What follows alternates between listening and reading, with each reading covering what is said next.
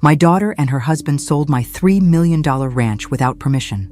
When he handed me $16,000 and said, "Go die somewhere else," I burst out laughing. The look on their faces when they found out what was buried there was priceless. If you're watching this, subscribe and let me know where you're watching from.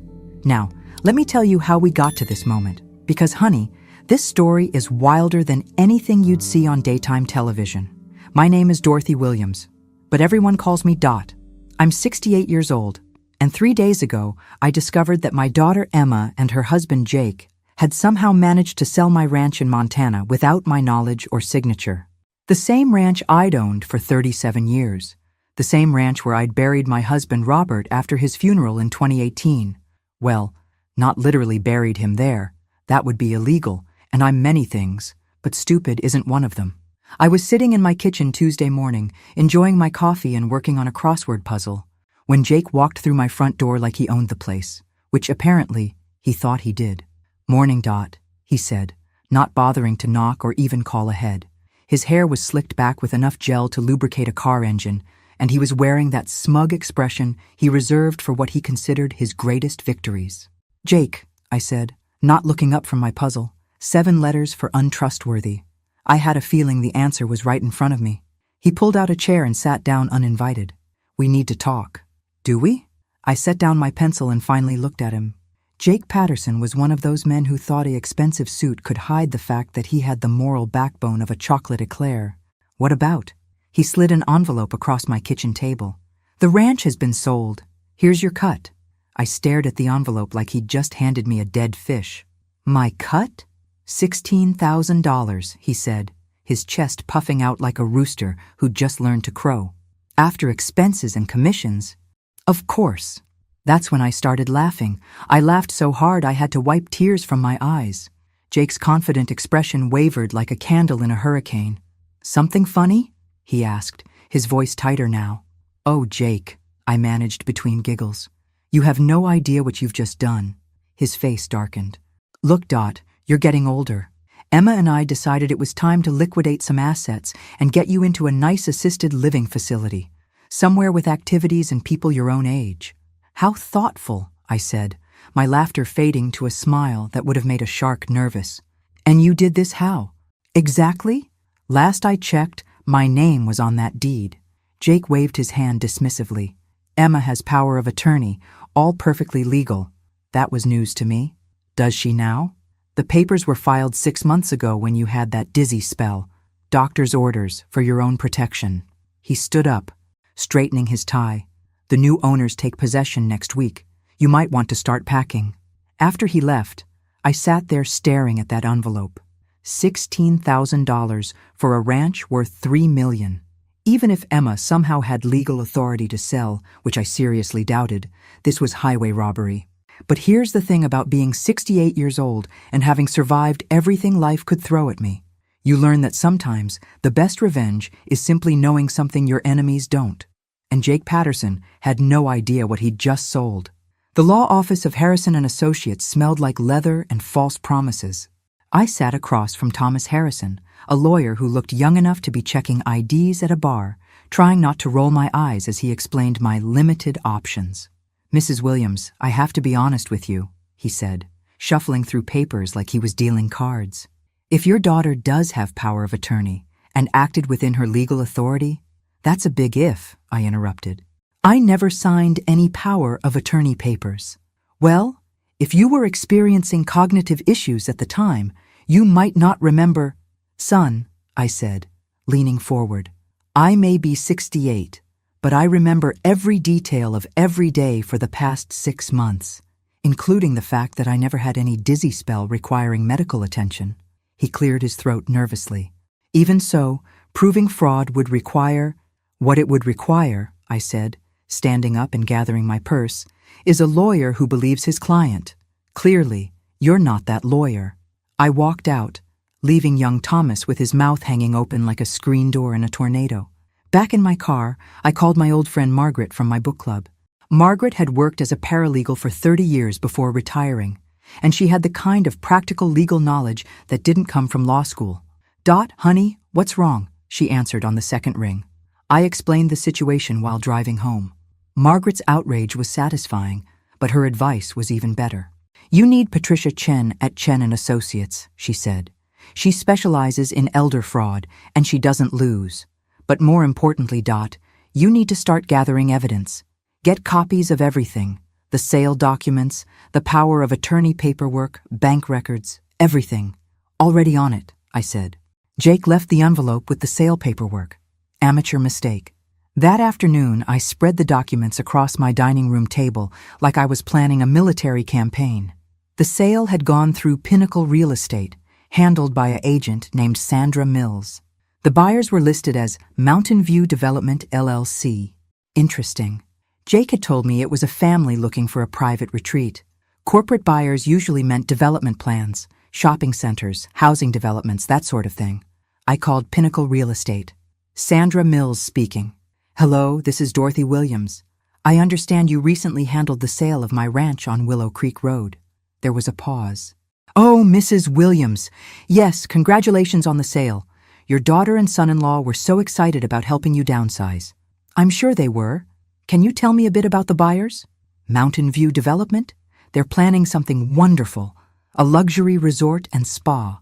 Your property was perfect for their needs. A luxury resort. On my land, where I'd spent 37 years building a life. The sale went through very quickly, I said casually.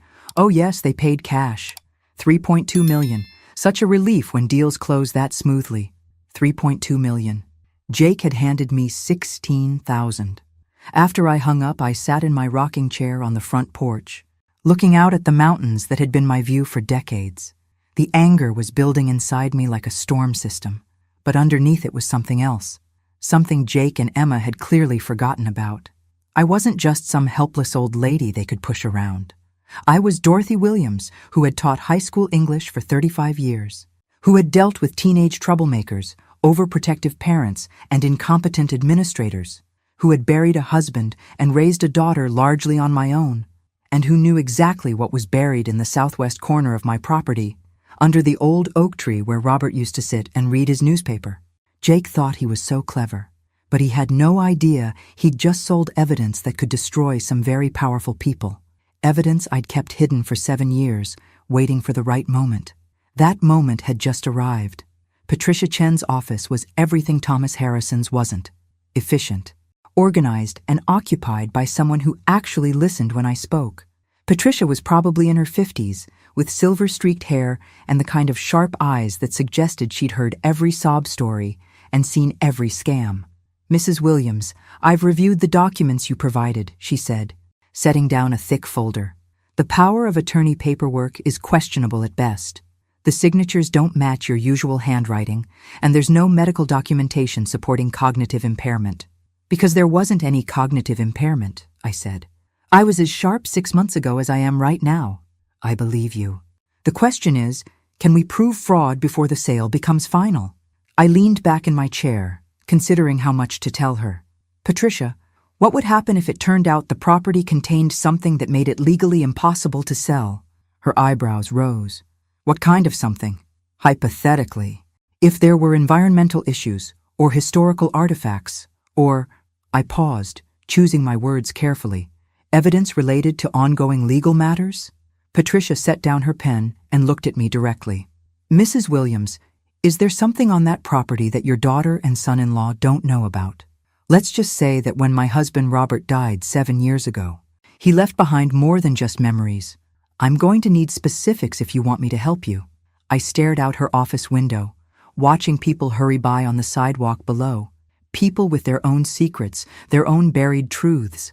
Finally, I made my decision.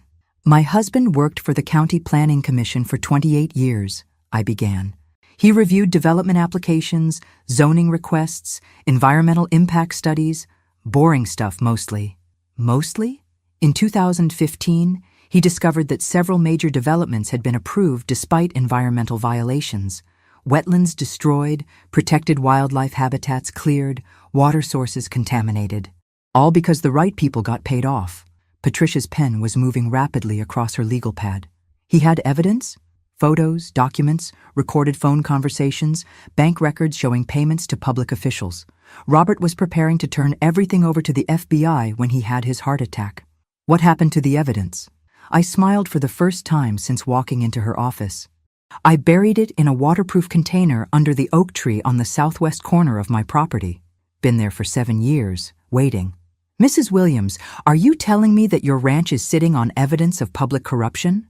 I'm telling you that Mountain View Development LLC is one of the companies Robert was investigating. And if they're planning to build a resort on my land, they're going to get quite a surprise when they start digging. Patricia leaned back in her chair, a slow smile spreading across her face. Mrs. Williams, I think we're going to get along just fine. We spent the next hour developing a strategy. Patricia would file an injunction to stop the sale, claiming fraudulent power of attorney. Meanwhile, I would contact the FBI about the buried evidence. There's just one problem, Patricia said as I was gathering my things. If we reveal the evidence too early, your daughter and son-in-law might claim ignorance. We need to catch them in the act of trying to cover it up. Don't worry about that, I said, standing up. Emma and Jake think they're so much smarter than the old lady. They'll try to fix this quietly, and when they do, we'll have them exactly where we want them. Walking back to my car, I felt lighter than I had in months. For the first time since Jake had walked into my kitchen with his envelope of blood money, I had a plan. But first, I needed to make a phone call to an old friend at the FBI. Agent Sarah Morrison had been Robert's contact during his investigation. She'd been waiting 7 years for Robert's evidence to surface. It was time to make some people very, very nervous. Agent Sarah Morrison looked exactly the same as she had 7 years ago. Sharp suit, sharper eyes, and the kind of no-nonsense demeanor that suggested she'd seen enough corruption to fill a library. We met at a coffee shop downtown, far from prying eyes and curious ears. Dot, I have to admit, when you called, I thought you might finally be ready to hand over Robert's evidence, she said, stirring her coffee. I didn't expect to hear it was accidentally sold with your ranch. Life has a sense of humor, I said. The question is, how do we handle this without spooking the development company? Sarah pulled out a tablet and showed me a screen full of corporate information. Mountain View Development LLC is owned by Bradley Construction Enterprises. Ring any bells? My blood ran cold. James Bradley was the main target of Robert's investigation. Exactly. And Mr. Bradley has spent the last 7 years very carefully avoiding anything that might draw federal attention. He's been clean as a whistle, suspiciously clean. Until now, I said. He just bought property containing evidence that could send him to federal prison. The question is, does he know what he bought? I considered this. Jake and Emma certainly don't know. They think they're getting rich quick by selling their crazy mother's property. But Bradley... I paused, thinking. Robert always suspected someone warned Bradley about the investigation. That's why he hid the evidence instead of turning it in immediately. Sarah leaned forward. You think Bradley might know about the evidence? I think Bradley has been looking for it for 7 years. And now he thinks he owns the land where it's buried. We sat in silence for a moment, both understanding the implications. If Bradley knew about the evidence, this wasn't just about my ranch anymore. This was about a desperate man trying to bury his past. Literally. Here's what we're going to do, Sarah said finally. We're going to let the sale proceed, but under surveillance. If Bradley starts digging in suspicious places, we'll know he's looking for something specific. And if he finds it, he won't, because you're going to retrieve it first. I nearly choked on my coffee. I'm going to what? Dot. You're the only person who knows exactly where Robert buried that evidence. We need to get it before Bradley does, but we have to do it in a way that doesn't alert him to what we're doing. In case you've forgotten, I'm 68 years old. I'm not exactly built for midnight excavation projects. Sarah smiled. That's why you're going to have help. My partner, Agent Mike Torres, specializes in covert operations. He's also worked construction, so he knows how to dig quietly. The plan was insane, but it was also brilliant. I would go back to the ranch under the pretense of collecting personal items. Sarah's team would provide surveillance and support. We'd retrieve the evidence before Bradley's people found it. There's just one problem, I said. Emma and Jake will be watching me like hawks. They'll suspect something if I start digging around the property. Leave that to me, Sarah said. I have an idea. 2 hours later, I was driving back to the ranch with a story prepared. I'd called Emma and told her I wanted to collect some of Robert's personal effects. Specifically, his toolbox, and the antique fishing tackle he'd kept in the garage. Sentimental value, I'd explained. Emma had grudgingly agreed to meet me there. What I hadn't told Emma was that Robert's toolbox contained a metal detector and a small shovel, or that his fishing tackle was actually surveying equipment he'd used to mark the exact location where he'd buried the evidence. As I pulled into the driveway of what had been my home for 37 years, I saw Emma's car already there. She was standing on the front porch, checking her phone and looking impatient. "Mom, hurry up," she called out. "I have a yoga class at 4. "Of course you do, sweetheart," I said, getting out of my car. This won't take long. If only she knew how right she was. Emma followed me around the ranch like a suspicious guard dog, which would have been annoying if it wasn't so predictable. My daughter had always thought she was the clever one in the family, but she'd inherited her father's tendency to overthink simple situations. "Mom, why do you need all this old junk?" she asked, watching me load Robert's toolbox into my car. "It's just going to clutter up whatever apartment you end up in." "Sentimental value," I said, trying to look appropriately melancholy. "Your father spent hours with these tools, fixing things around the property. What I didn't mention was that fixing things had included installing motion sensor cameras and a sophisticated alarm system that Robert had used to monitor his evidence cache. The control unit was hidden in what looked like an ordinary tackle box. "I still can't believe you're making such a big deal about this," Emma continued. "Jake and I are trying to help you transition to a more manageable lifestyle."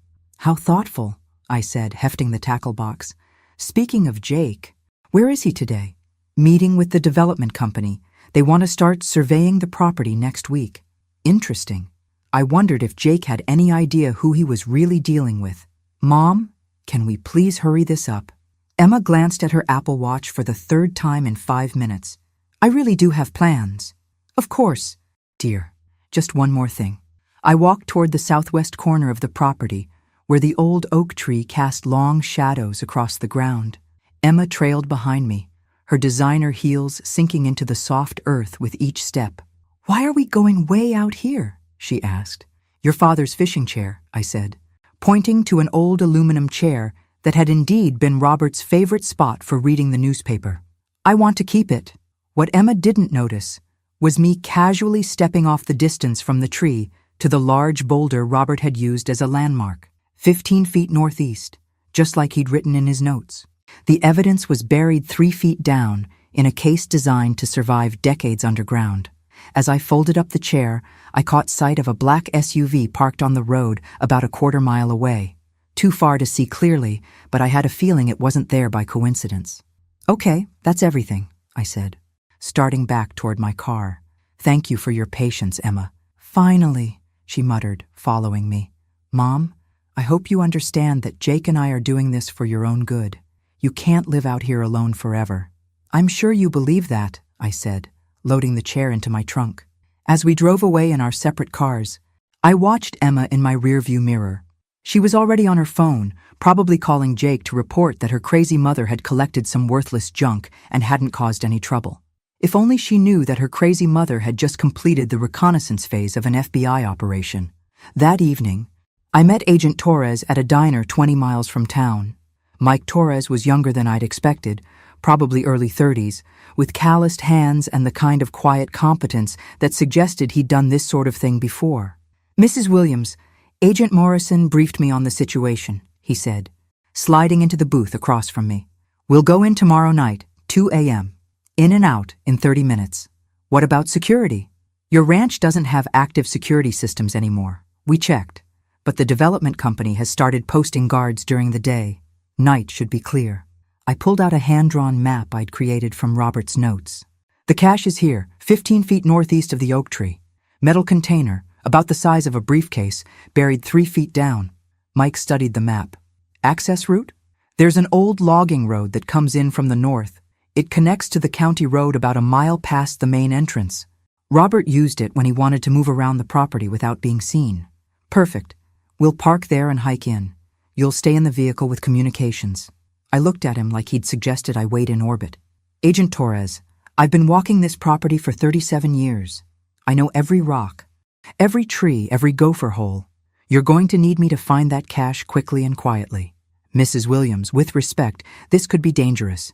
If Bradley's people are watching the property, then you'll need someone who can move around without triggering every motion detector and camera they've installed, I interrupted. I helped Robert set up the original security system.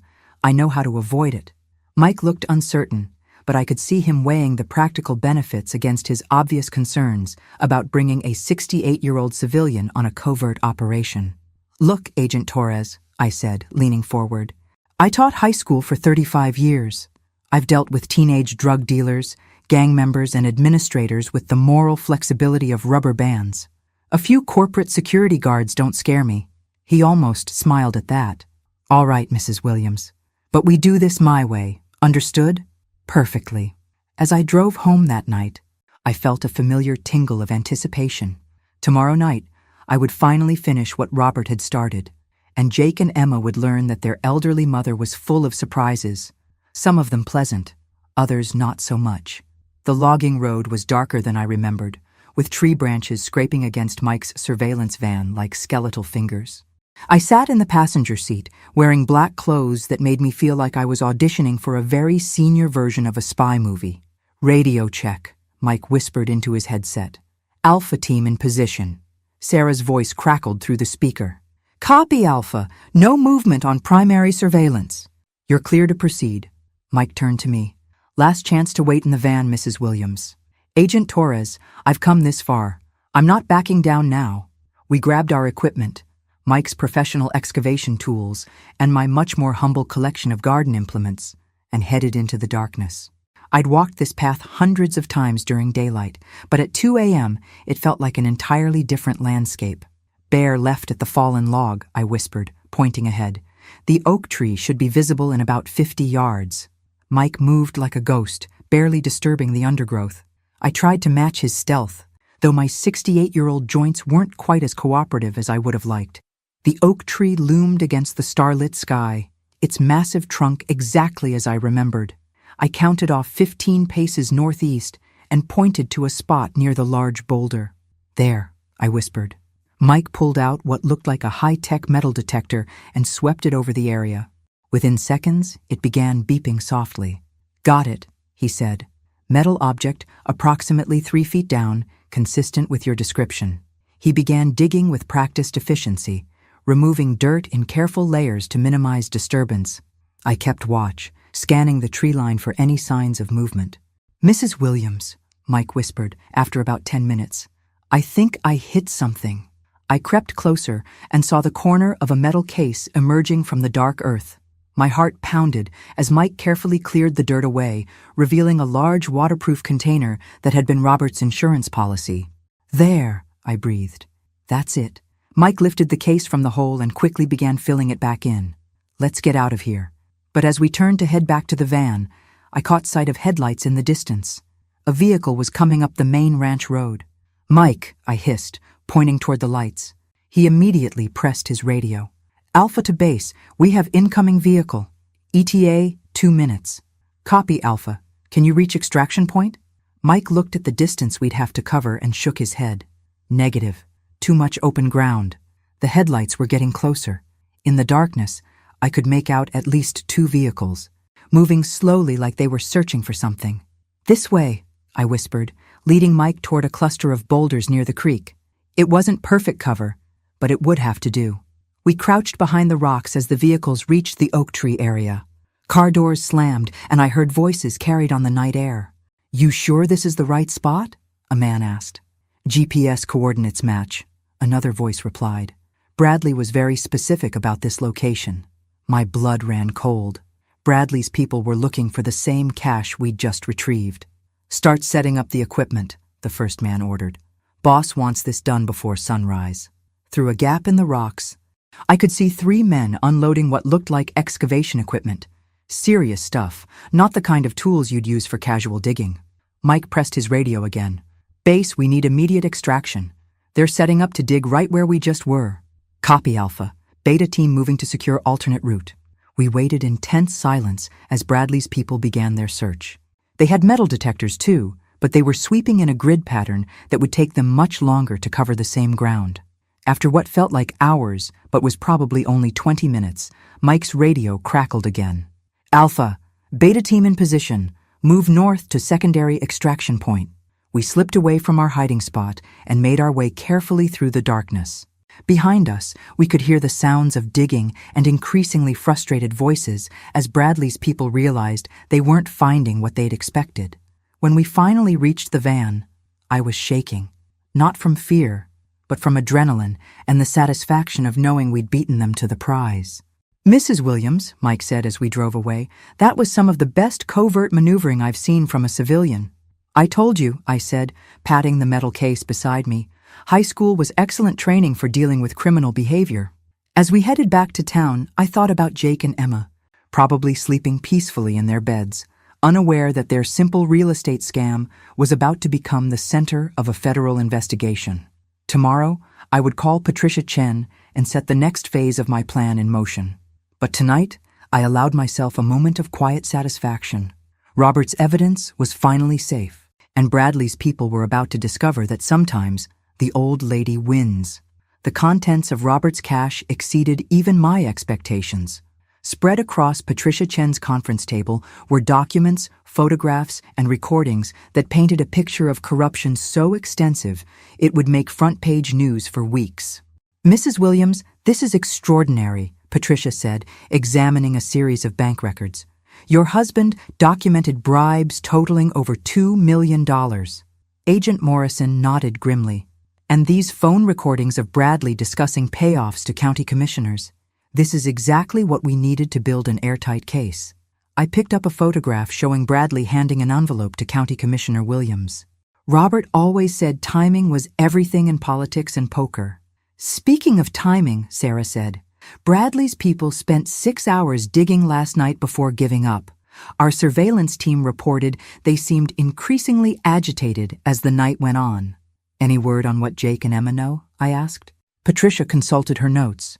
My sources at the courthouse say they filed an emergency motion this morning, trying to expedite the sale closure. They're nervous about something.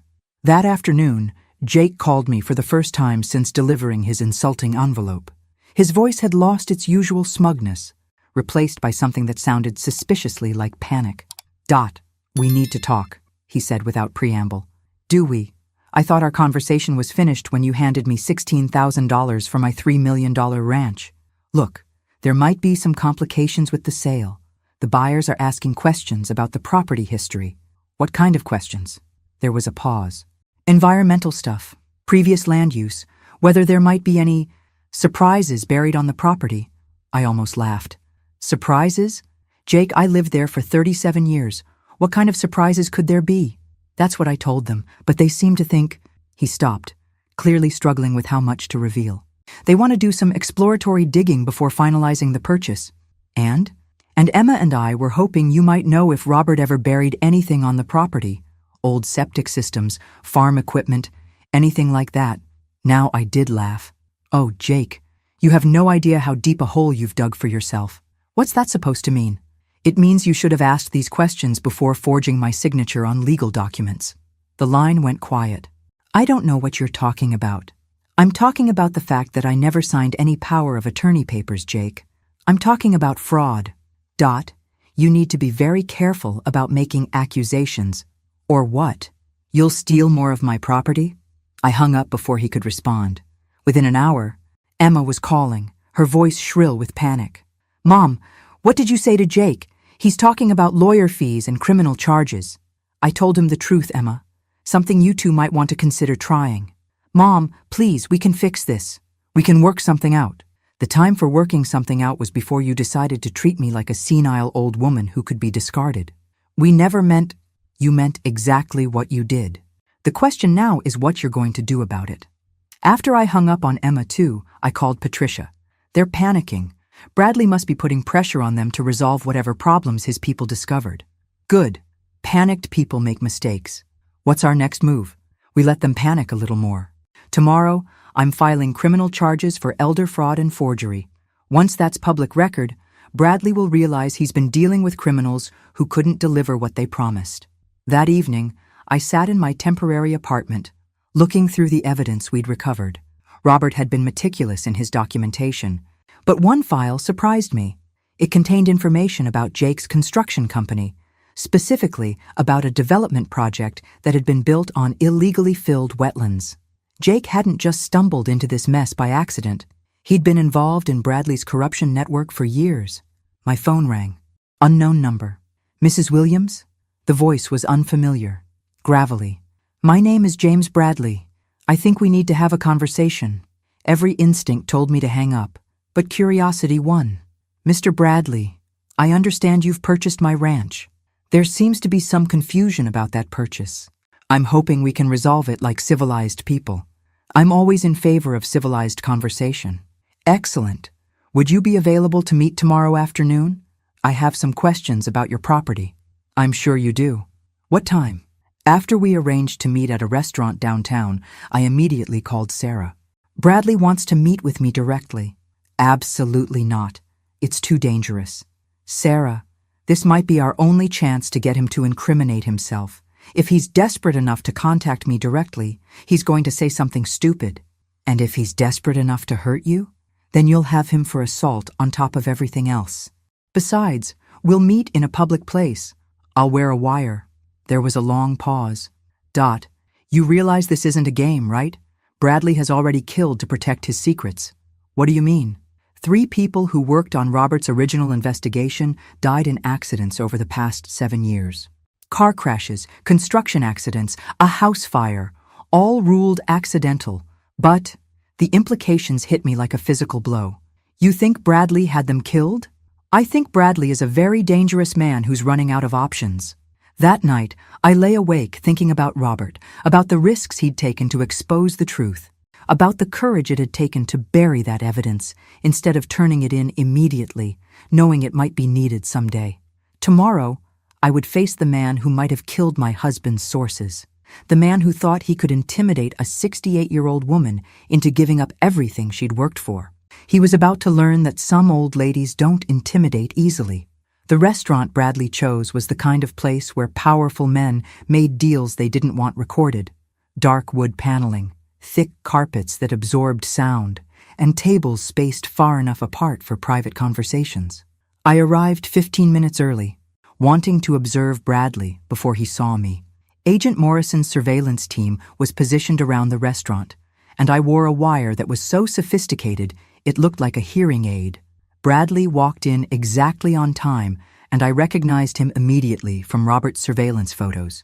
He was smaller than I'd expected, with the kind of soft build that suggested too many business lunches, but his eyes had the calculating coldness of a man who was used to getting what he wanted.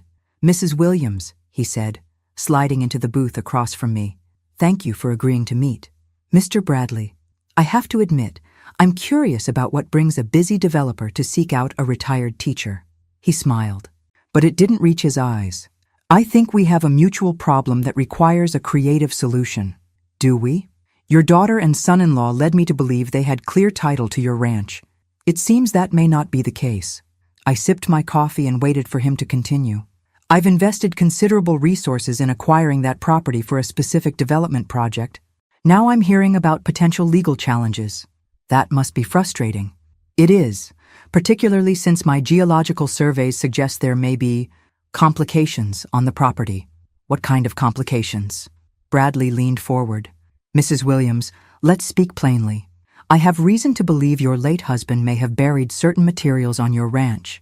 Materials that could prove embarrassing to various parties. Embarrassing? Damaging. Potentially catastrophic. The waiter appeared to take our lunch orders. Bradley ordered the salmon. I chose the soup, figuring I might need to leave quickly. Mr. Bradley, I said once we were alone again, are you suggesting my husband was involved in something illegal? I'm suggesting your husband was a man who collected information. Information that certain people would pay handsomely to recover. How handsomely? $2 million, cash, for the exact location of whatever your husband buried. I almost choked on my coffee. $2 million. Plus, of course, we'd resolve the legal issues with your ranch sale. Everyone walks away happy. And if I don't know where anything is buried? Bradley's expression hardened. Mrs. Williams, I've done my research. Your husband was methodical, careful. He wouldn't have hidden something that important without telling his wife where to find it. You seem to know a lot about my husband's habits. I knew Robert personally. We had several conversations over the years. The way he said it sent chills down my spine. What kind of conversations? The kind where I tried to convince him that some secrets are better left buried. Unfortunately, Robert was idealistic. He believed in justice over practicality. Our food arrived, giving me time to process the implication. Bradley was admitting he'd known about Robert's investigation all along. Mr. Bradley, are you threatening me? I'm offering you a business proposition. $2 million for information that frankly isn't worth the paper it's printed on anymore. The people involved have moved on, retired, died of natural causes. There's no point in dredging up ancient history. Ancient history that's worth $2 million to you? He set down his fork and looked at me directly. Mrs. Williams, I'm going to be very clear. I need that information. I'm willing to pay for it, but I'm also willing to pursue other options if necessary. Other options? Your daughter and son-in-law have committed several felonies in the course of this transaction. Forgery, fraud, elder abuse. I could ensure those charges disappear, or I could ensure they stick. Your choice. The threat was crystal clear. Bradley was willing to sacrifice Jake and Emma to get what he wanted. I need time to think about this, I said. Of course, but not too much time. My development schedule is very tight. As Bradley left the restaurant, I sat there feeling sick. Not from fear, but from rage. This man had terrorized my husband for years, possibly murdered his colleagues, and now thought he could blackmail me using my own daughter. I pulled out my phone and called Patricia. We need to accelerate our timeline. What happened? Bradley just confessed to knowing about Robert's investigation, and he threatened Jake and Emma. That's perfect. We have him on tape threatening you. We have him being careful with his words. But Patricia, there's something else. He offered me $2 million for information about where Robert buried his evidence. $2 million? That means the evidence is worth far more than we thought. That afternoon, Sarah and I reviewed the recording. Bradley had been skillful in his phrasing, never directly admitting to crimes, but making his intentions clear. It's enough to bring him in for questioning, Sarah said, but it's not enough to convict him. What do we need? We need him to do something desperate, something that proves he's willing to commit crimes to get that evidence. I thought about Jake and Emma, panicking in their expensive house, realizing they'd been played by professionals. About Bradley, probably planning his next move. I have an idea, I said, but you're not going to like it. Why do I already know I'm not going to like it? Because it involves me going back to the ranch. Absolutely not, Sarah said for the third time. We're not using you as bait. Sarah, think about it. Bradley believes I know where the evidence is buried. If I go back to the ranch, he'll follow me. And when he does, we'll have him for trespassing, attempted theft, and whatever else he tries. We were sitting in the FBI field office, surrounded by surveillance photos and case files. Patricia had joined us, and she looked as skeptical as Sarah did. Bradley has killed people, Patricia said. 3 people that we know of. Allegedly killed people. And besides, he's not going to hurt me if he thinks I'm leading him to what he wants. And what happens when you don't produce any evidence? I smiled. Who says I won't? Sarah leaned forward. What are you talking about? Robert was thorough, remember? He didn't just bury 1 cache. He buried 3. The room went quiet. The main evidence cache was what we recovered the other night. But Robert also buried backup copies in 2 other locations on the property. Insurance policies. And you know where they are? Of course. Robert didn't trust anyone completely, except me. Patricia was making notes rapidly.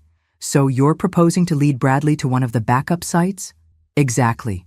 We set up surveillance, let him think he's about to get what he wants. Then arrest him in the act of attempting to steal evidence in a federal investigation. Sarah shook her head. There are too many variables. What if he brings armed men? What if he decides to eliminate you after he gets the evidence? Then you'll have him for attempted murder too. Sarah, we need to end this. Bradley isn't going to give up, and he's already threatening Jake and Emma. If we don't stop him now, someone is going to get hurt. After 2 hours of arguing, they finally agreed to a modified version of my plan. I would call Bradley and tell him I'd found something Robert had left behind. A map showing where he'd buried important documents. I would offer to trade the location for immunity for Jake and Emma. But we do this with a full tactical team, Sarah insisted. "And the moment things go sideways, you get out of there." "Understood." That evening, I called Bradley from my apartment. He answered on the first ring. "Mrs. Williams, I was hoping to hear from you. I've been thinking about our conversation. Mr. Bradley, I may have something you're interested in. I'm listening." After you left, I went through some of Robert's old papers. I found a hand-drawn map showing where he buried what he called his insurance policy. There was a pause. "What exactly does this map show?" "GPS coordinates, depth measurements, a detailed description of what's buried and where. And you're willing to share this information? For the right price, and a guarantee that my daughter and son-in-law won't face criminal charges." "Of course. When can we meet?" "Tomorrow night. At the ranch. Midnight." "Why the ranch?" "Because I want to verify the location before I hand over the map. Make sure I'm giving you accurate information." Bradley agreed, though I could hear the suspicion in his voice. That was fine. Suspicious people made more mistakes. The next day, Sarah's team set up surveillance around the ranch. Infrared cameras, motion detectors, and sharpshooters positioned at strategic points around the property. "Remember," Sarah told me through my earpiece, "you're never more than 50 yards from backup. The code word is insurance. If you say that word, we move in immediately." At 11:45 p.m., I drove up to the ranch in my old Honda, feeling more nervous than I wanted to admit. The property looked different in the darkness, more menacing than the home I'd loved for 37 years. Bradley's black SUV was already there, parked near the main house. I saw at least 2 other vehicles nearby, which meant he'd brought backup. As I got out of my car, Bradley emerged from the shadows with 2 men I didn't recognize. Both were large, quiet, and moved like they'd done this sort of thing before. "Mrs. Williams," Bradley said, "I appreciate your punctuality." "Mr. Bradley, I hope you appreciate mine." "The map?" I pulled out a folded piece of paper from my jacket pocket. GPS coordinates for 3 different burial sites. Robert was apparently more paranoid than I realized. Bradley studied the map by flashlight. "These locations are all on the southwest section of the property. Robert always said that was the most secluded area, less chance of accidental discovery." "And you're certain this information is accurate?" "There's only one way to find out." Bradley nodded to his men, and we began walking toward the coordinates I'd marked on the fake map. What Bradley didn't know was that I was leading him directly into the FBI's surveillance zone. As we reached the first location, Bradley's men began setting up excavation equipment. Professional stuff, the kind used for construction projects. "This seems like a lot of preparation for a simple excavation," I observed. "Mrs. Williams, when you're dealing with potentially explosive information, it pays to be thorough." That's when I realized Bradley planned to dig up everything tonight. Not just verify the location, but recover all the evidence immediately, and probably eliminate the only witness who knew where it was buried. I took a deep breath and spoke clearly into my hidden microphone. "Mr. Bradley, I hope you brought adequate insurance for this operation." The code word was out. Now I just had to stay alive long enough for the cavalry to arrive. The FBI tactical team moved like ghosts through the darkness.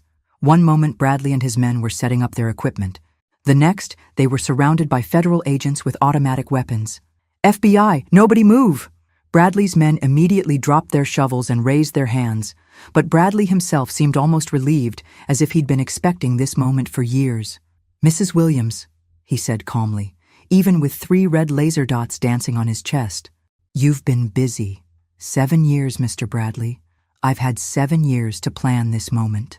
Agent Morrison stepped into the circle of light cast by the excavation equipment. "James Bradley, you're under arrest for conspiracy, bribery of public officials, and attempted theft of evidence in a federal investigation."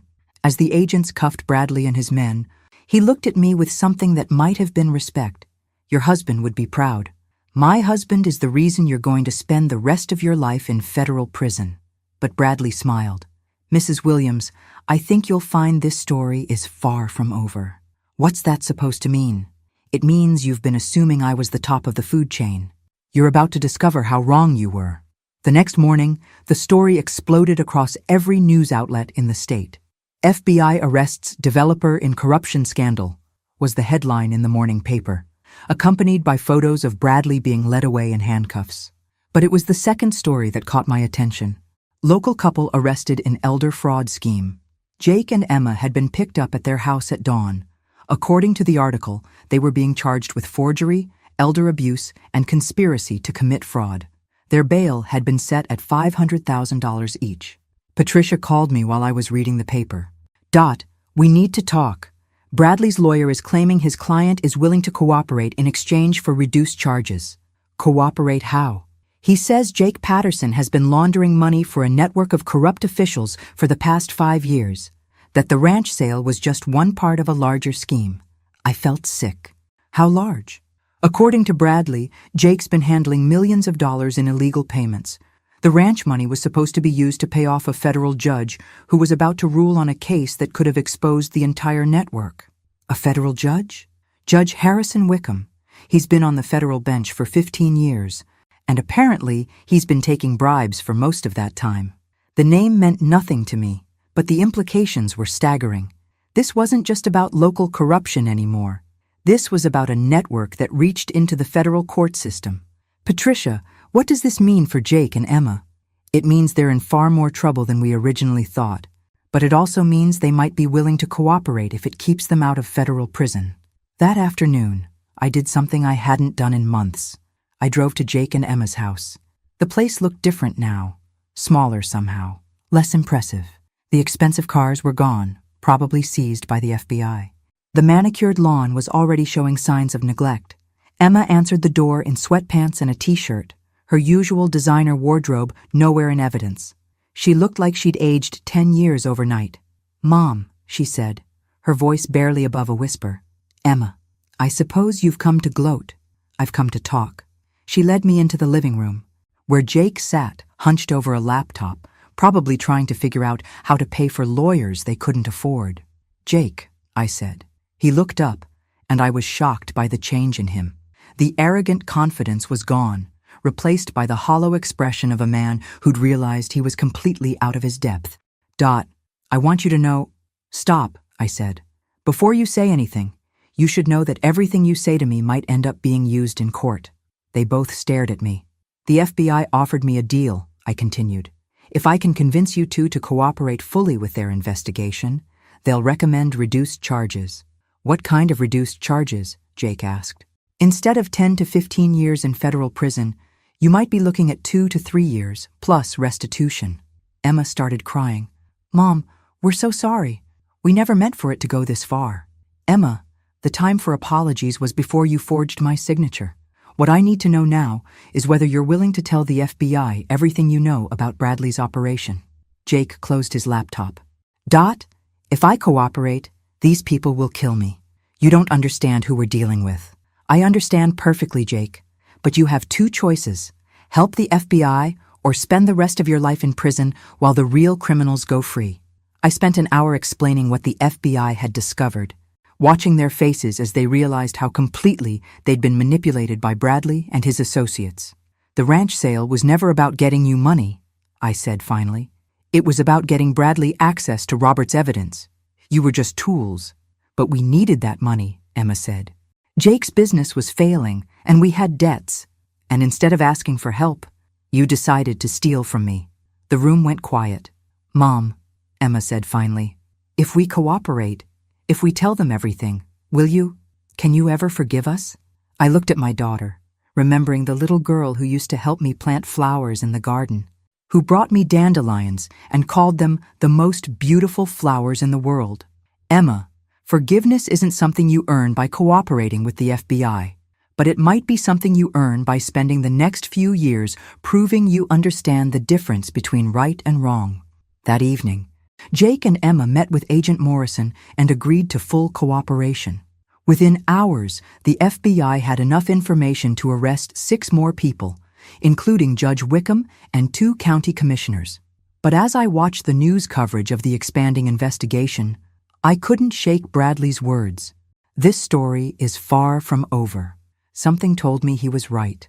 The final revelation came 3 weeks later, during what was supposed to be a routine meeting with Agent Morrison. Sarah had called me to her office to review my testimony for the upcoming trials, but her expression suggested something more significant. "We've been analyzing the financial records Jake provided," she began. "We've uncovered something that changes everything." What kind of something? Sarah pulled out a thick folder. Judge Wickham wasn't just taking bribes. He was the central coordinator for the entire corruption network. Every major development project in the region for the past 15 years went through his court for environmental approval, zoning disputes, or contract enforcement. And he made sure the right people won. Exactly. But here's the part that's going to shock you. The network didn't start with Bradley. It started with your husband's boss at the county planning office. My blood ran cold. Commissioner Davidson? Robert's direct supervisor for 28 years. The man who assigned him to review all those development applications. I sank into my chair as the implications hit me. Robert wasn't investigating corruption. He was being used to provide it. Davidson was feeding Robert false environmental reports, manipulated surveys, doctored financial statements. Every development Robert approved was based on fraudulent information Davidson provided. But Robert discovered the truth. Eventually, that's when he started his real investigation, documenting how Davidson and his network were using the planning office to facilitate illegal development projects. Sarah pulled out another document. But here's the part that ties everything together. Davidson died 2 years ago in a car accident, the day before he was scheduled to testify before a federal grand jury. You think they killed him? I think Davidson knew too much and was about to talk, just like Robert would have, if he'd lived long enough. The room was spinning. Robert hadn't just been investigating corruption. He'd been a victim of it. For years, he'd unknowingly facilitated the very crimes he eventually died trying to expose. Sarah, there's something I need to tell you about Robert's death. What about it? He didn't die of a natural heart attack. Sarah leaned forward. What do you mean? The night before he died, Robert told me he was going to contact the FBI the next morning. He had everything ready. Documents, recordings, financial records. He was finally going to turn it all in. And he went to bed that night perfectly healthy, excited even. He said he felt like a weight was being lifted off his shoulders. What are you saying? I'm saying Robert was murdered, and I've been carrying that knowledge for 7 years, waiting for the right moment to prove it. I reached into my purse and pulled out a small vial containing a white powder. What is that? Digitalis. I found it in Robert's coffee cup the morning after he died. I had it tested by a private lab, but I never told anyone because I knew whoever killed him was still out there. Sarah stared at the vial. Digitalis causes heart failure that's virtually undetectable without specific testing. And since Robert had no history of heart problems, no one thought to look for it. Why didn't you come forward before now? Because I knew Robert's killer was someone with access to our house. Someone he trusted enough to accept a cup of coffee from. Someone who knew about his investigation. Davidson. Davidson visited our house the night Robert died. Said he wanted to discuss the next day's testimony, coordinate their stories. I made coffee, then went to bed early. When I woke up, Robert was dead. Sarah was already reaching for her phone. We need to exhume Davidson's body, test for similar compounds. If he was murdered too, his killer might have used the same method. 2 days later, the forensic results confirmed what I'd suspected for 7 years. Davidson's remains showed evidence of the same digitalis compound that had killed Robert. But the biggest surprise came when the FBI traced the source of the poison.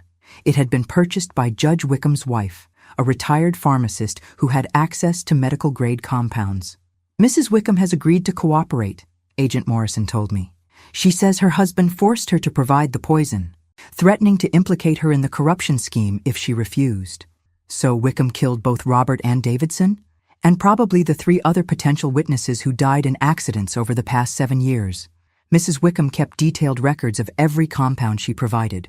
We can now connect Wickham to 5 murders. The final arrests made national news. Judge Harrison Wickham, charged with 5 counts of murder and leading a racketeering organization. His wife, granted immunity in exchange for testimony. Bradley and 12 other defendants facing charges ranging from bribery to conspiracy to commit murder. Jake and Emma, as promised, received reduced sentences. 2 years each, plus restitution and community service. They would rebuild their lives, but they would do it with a clear understanding of what their choices had cost. As for me, I got my ranch back. The sale was voided due to fraud, and Mountain View Development LLC was dissolved. I decided to donate the property to the state as a nature preserve, with one condition: a memorial garden for Robert and the other victims of the corruption network. 6 months after Bradley's arrest, I stood in that memorial garden, watching the sunset paint the mountains in shades of gold and purple. Patricia Chen had joined me for the dedication ceremony, along with Agent Morrison and dozens of people whose lives had been touched by the corruption network. "Any regrets?" Patricia asked. I thought about Robert, about the years he'd spent unknowingly facilitating the very corruption he died trying to expose, about Jake and Emma, learning hard lessons about the consequences of greed, about the 5 people who died because they threatened to expose the truth. "No regrets," I said finally. Justice took 7 years, but it finally arrived. As the stars came out over the ranch that was no longer mine but would forever be home, I allowed myself a moment of quiet satisfaction. Robert's evidence had finally served its purpose. The truth had won. And sometimes, that's enough. The old lady had gotten the last laugh after all. Thanks for listening. Don't forget to subscribe and feel free to share your story in the comments. Your voice matters.